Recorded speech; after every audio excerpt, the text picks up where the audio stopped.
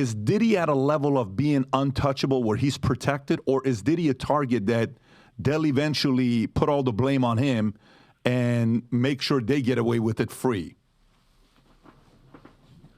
I mean, he's definitely going to be the black motherfucker holding the bag. Because you gotta realize one thing. That boy's life is dangerous.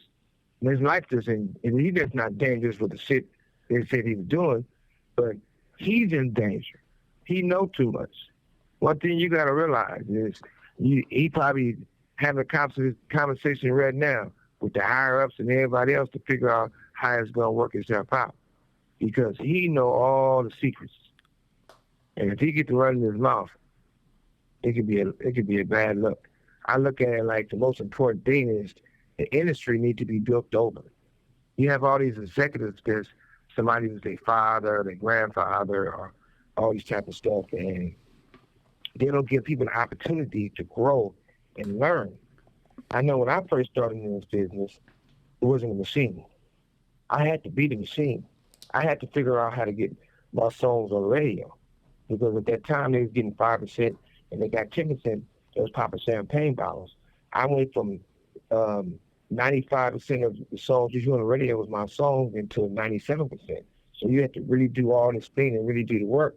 And once the work was known that it could be done, and I was generating the type of money for the people I was involved. This call and your telephone number will be monitored and recorded. They wanted to be hip-hop, because the difference was that Michael Jackson was spending, say, $75 million, $50 million before he sold one record. They give him $75 to $50 million advance. He might spend $50 million, or he might spend $100 million to make his album, and $5 million on the video. I was spending $50,000 to make an album. I was spending $50,000 on the video. I was spending $150,000 to promote it. So, and if I sell 3 million records, and Michael Jackson said 3 million records, or if he sells 10 million records, I'm gonna make more money. That's right. Off my projects than his projects, because I'm spending less money. Right. Because I was the machine. So once they realized I was the machine and they can have a machine like that, the majors wanted what I started, they wanted my artists. But when they took my artists and they got control of the industry, everything went from $50,000 to make an album to fucking $5 million to make an album. Until these guys having all these dancers and all this extra shit, all the surgeries and all the extra shit, right? So in the end, they blew hip-hop out the water so much that they were going to start cheating for everybody to eat. So you had an artist, and the only thing they had to do with the machine is show up.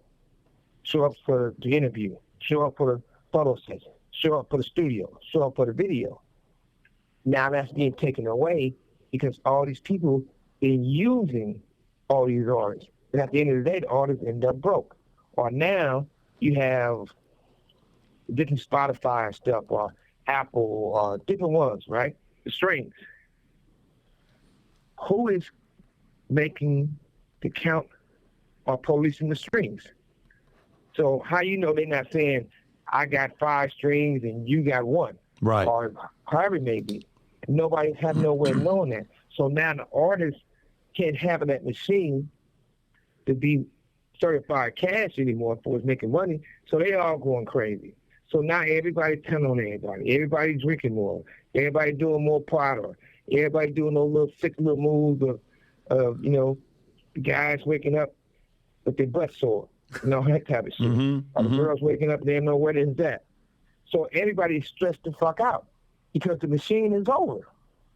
So now they just need to rebuild and put decent people in the industry. Have the machine back. Go ahead. Yeah, I mean, obviously, with what you're saying, it's very important because you had a business model that is costing them money. You're spending less money, you're making more profit, you're making them look bad, and they're supposed to be the executives, the professionals, and you're the amateur building up a company on your own without a background. You didn't go to school to learn how to be an executive, and you're building a business doing $750 million. Here's a question for you.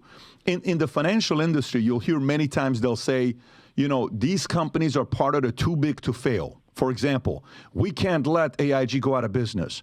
We can't let Bank of America go out of business. We can't let these guys go out of business. Is Biggie part of the too big to fail, or are there people way above Diddy that are part of the too big to fail that they'll always be protected, specifically when you say higher ups? Well, you got to look at it like this. Puffy is one of those black guys is probably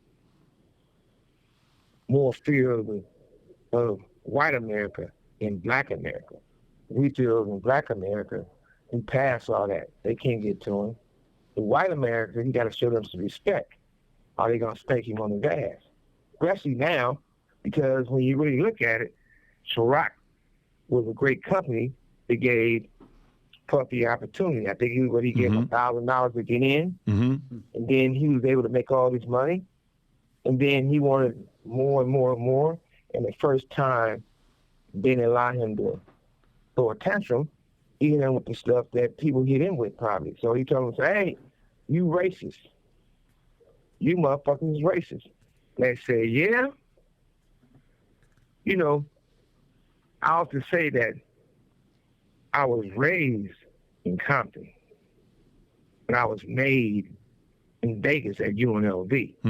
UNLV taught me the opportunity to be around people that was business-minded, that was loyal, that was happy.